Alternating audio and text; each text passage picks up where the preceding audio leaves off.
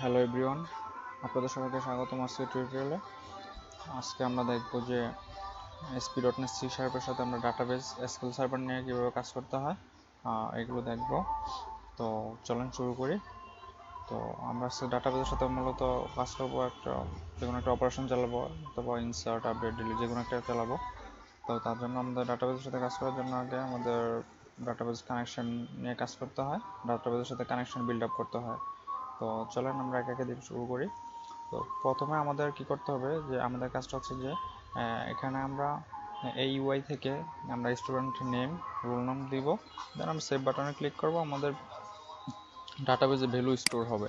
তো আমরা ডাটাবেস ডিজাইনটা দেখে নিই, যে ডাটাবেস স্টুডেন্টস নামে একটা টেবিল ক্রিয়েট করে রেখেছি আমি এর আগে।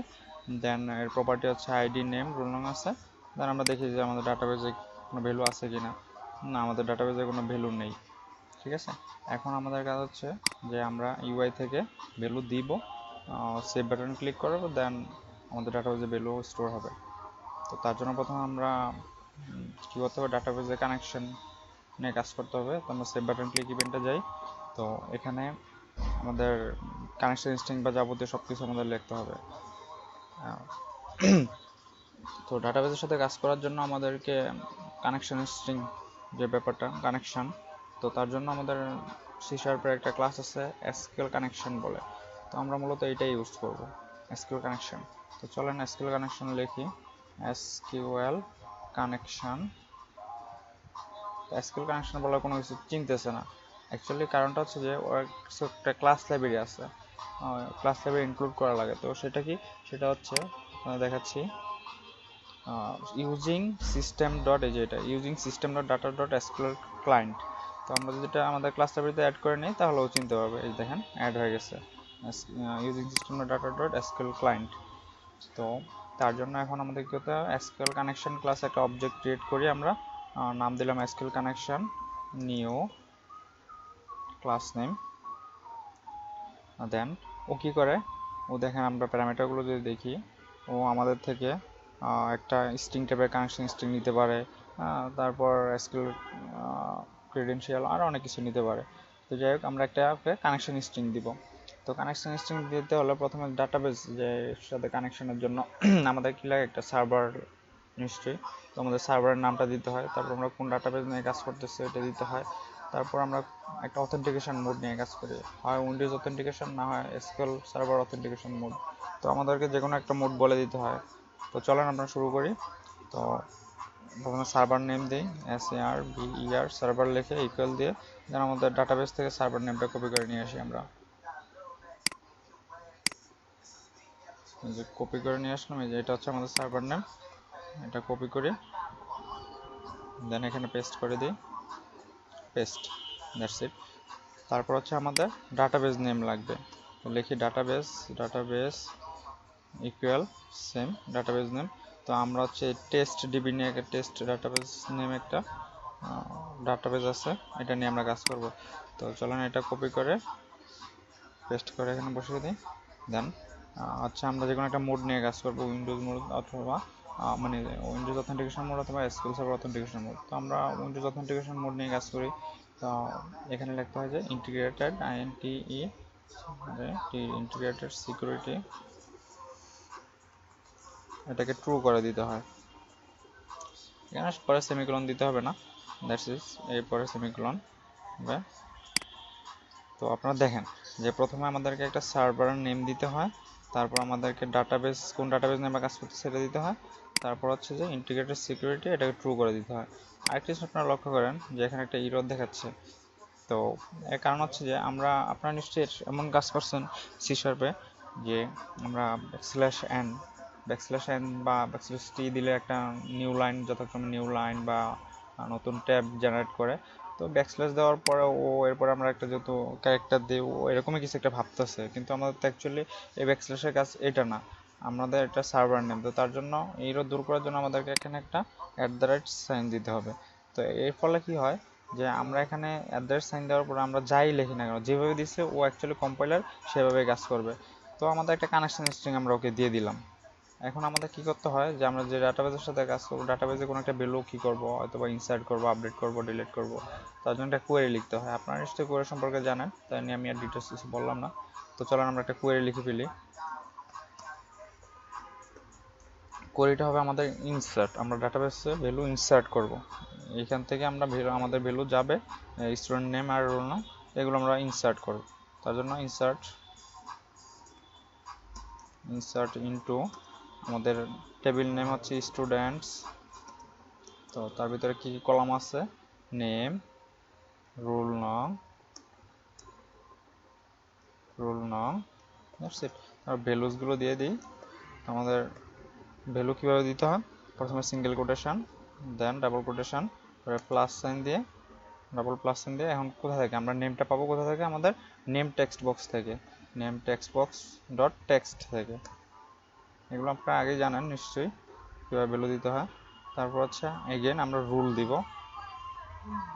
সেম ওয়েতে রুল নং টেক্সট বক্স থেকে ভ্যালুটা আসবে, দেন সেমিকোলন শেষে। তো এখানে আমাদের হচ্ছে কোয়েরি লেখা কমপ্লিট। তো কোয়েরি লেখা কমপ্লিট হলো, তারপর কি আমাদের যে কোয়েরিটা লিখলাম এটা একটা এসকিউএল কমান্ড নামক একটা ক্লাসের মধ্যে পাস করে দিতে হয়। তো আমরা লিখি এসকিউএল কমান্ড ওর একটা নাম দিই, এসকিউএল কমান্ড অবজেক্ট ক্রিয়েট করে, নিউ অবজেক্ট। তো দেখেন কি নাই, ও নিচ্ছে হচ্ছে একটা স্ট্রিং কমান্ড টেক্সট। তো আমরা কমান্ড টেক্সট লিখে রাখছি এই যে কোয়েরি। তো এটা দিয়ে দিই ওকে, কমান্ড টেক্সট, দেন কমা, আর কি নেয়, আর নেয় হচ্ছে এসকিউএল কানেকশন, একটা কানেকশন অবজেক্ট নেয়। তো আমরা অলরেডি লিখে রাখছি এর আগে, এটা দিয়ে দিই, C control B, that's it. এখন আমরা সেমিকোলন, দেন এখন আমাদের এসকিউএল কমান্ড কমপ্লিট। এখন আমাদের কি এসকিউএল কানেকশন আছে, কোয়েরি আছে আমাদের। এখন কি আমরা কিন্তু কানেকশন কিন্তু এখনো একবার ওপেন করি নাই, আমাদের কানেকশনকে ওপেন করে দিতে হবে। তার জন্য আমাদের কি লিখতে হবে, এসকিউএল কানেকশন যে অবজেক্টটা আছে একে ডট ওপেন, এটা বলে দিলে অনেক ওপেন হয়ে যাবে। দেন ওপেন হওয়ার সাথে সাথে আমাদের আরেকটা কাজ করতে হবে, যখন আমরা কানেকশন ওপেন করব তার সাথে সাথে আমাদেরকে ক্লোজও করতে হবে কানেকশনটাকে। তার জন্য এখানে আমরা ক্লোজ করি, এসকিউএল কানেকশন ডট ক্লোজ। তো এর মধ্যে দিয়ে আমরা কাজ করব। তো আমাদের কাজটা কি, এখন আমাদের কমান্ডকে এক্সিকিউট করতে হবে। আমরা কি কোনো একটা কাজ যখন ডাটাবেজে করতাম, এক্সিকিউট করতাম, সেই মতো আমাদের এসকিউএল কমান্ডটাকে এক্সিকিউট করে দিতে হবে। তো এসকিউএল কমান্ড ডট, এটা কি একটা আমরা ইনসার্ট করতেছি একটা ভ্যালু, কিছু ভ্যালু আমাদের ডাটাবেজে ইনসার্ট করতে, ইনসার্ট অপারেশন চালাচ্ছে। তো এটা অ্যাকচুয়ালি এক্সিকিউটেড নন কোয়েরি টাইপের একটা অপারেশন। তো আমরা যদি কোনো ভ্যালু একটা ইনসার্ট করি, তো আমাদেরকে একটা রিটার্ন কি ভ্যালু দেয়। আমরা যখন ডাটাবেজে কাজ করছি দেখছি যে 1 রো এফেক্টেড, এরকম কিছু দেখাতো না। তো একটা ইন্টিজারের ভ্যালু নিশ্চয়ই রিটার্ন করে। তো এটা একটা এক্সিকিউটেড নন কোয়েরি টাইপের অপারেশন, দেন এক্সিকিউটেড নন কোয়েরি। তো আমরা দেখতে চাই যে আমাদের অ্যাকচুয়ালি এই ভ্যালুটা ডাটাবেজে সেই মানে যে ভ্যালুগুলো আমরা পাস করতে সেগুলো সেভ হলো কিনা। তার জন্য আমরা একটা কাজ করতে পারি, একটা ইন্টিজারের একটা ভেরিয়েবল নেই, যেটা নাম দিলাম ইজ এক্সিকিউটেড।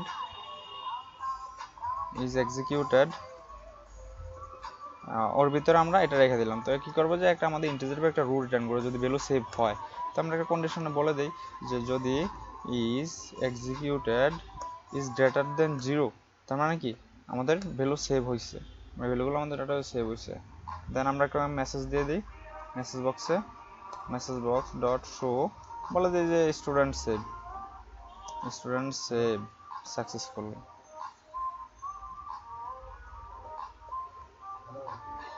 আর যদি না হয় তাহলে আমাদের অবশ্যই একটা মেসেজ দেখাতে পারি, বলে দিই যে message box dot show failed বলে দিলে না। তো আমরা একটু দেখি এটা কাজ হয় কি না। তো রান করি আমরা আমাদের অ্যাপ্লিকেশনটাকে।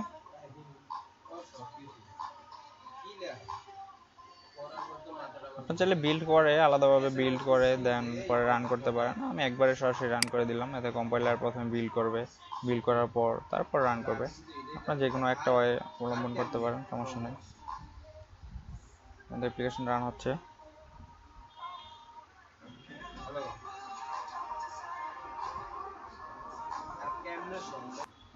আপনারা দেখতে পাচ্ছেন যে আমাদের অ্যাপ্লিকেশন রান হয়েছে। এখন আমরা এখান থেকে ভ্যালু দেই একটা, মনে করেন একটা নাম দেই রাজীব, ওর রোল হবে 867602। তো এখন আমরা সেভ বাটনে ক্লিক করি। আমরা ডিবাগ পয়েন্টটা বসে রাখছিলাম, দেখি আমাদের ডিবাগ পয়েন্টটা কি বলে। প্রথমে এখানে গেল, আমরা F10 প্রেস করি, তাই এই লাইন এক্সিকিউট করলে এসকিউএল কানেকশনের ভিতরে আমরা যাবতীয় কাজ টাজ করছি। ওকে, কানেকশন স্ট্রিং দিছি, দ্যাটস ইট। তারপর আমাদের কি হচ্ছে, এখানে একটা আমরা কোয়েরি লিখে রাখছি, কোয়েরিতে ভ্যালু দেখেন।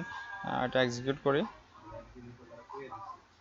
তো এখানে আমাদের কি দেখাচ্ছে যে আমরা ভ্যালু ও নেম টেক্সট বক্স আর রুল টেক্সট বক্স থেকে আমরা ভ্যালুগুলো প্রোভাইড করে দিছি।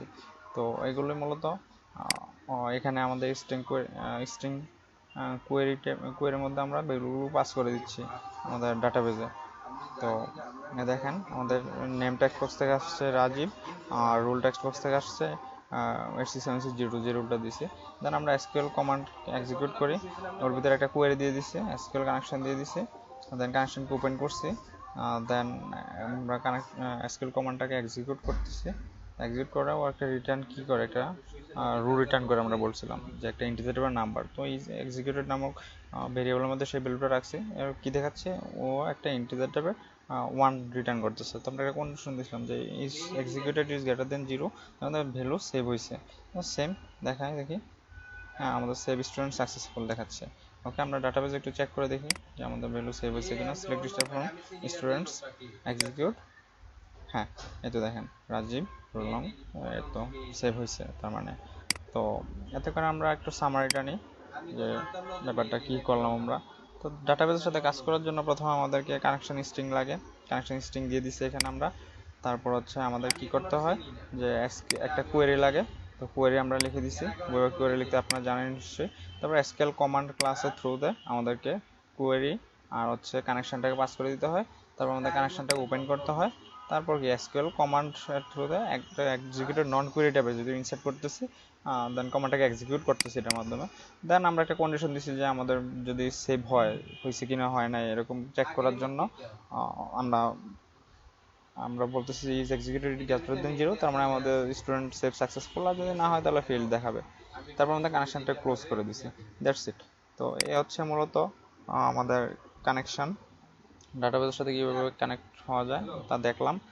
তো এইটা তো গেলে একটা ওয়েতে, আমরা ডাটাবেসের সাথে আর চাইলে আরও অনেক ওয়েতে কাজ করতে পারি। তো আমি পরবর্তী আরেকটা ভিডিও টিউটোরিয়াল করব, যেটা আমরা ডিফারেন্ট ওয়েতে দেখব যে আরেকটা ওয়েতে ডাটাবেসের সাথে কীভাবে কানেক্ট হওয়া যায়। তারপর দুটোটার সাথে একটু কম্পেয়ার করব। আপনারা নিশ্চয়ই কম্পেয়ার করবে, বুঝবেন যে কোনটা ইজি, ইভেন কোনটাতে কী ধরনের বেনিফিট আছে আপনারা নিশ্চয়ই বুঝতে পারবেন। তো এই পর্বে এতটুকুই। আগামী টিউটোরিয়ালের জন্য সবাই অপেক্ষা করুন। ধন্যবাদ সবাইকে।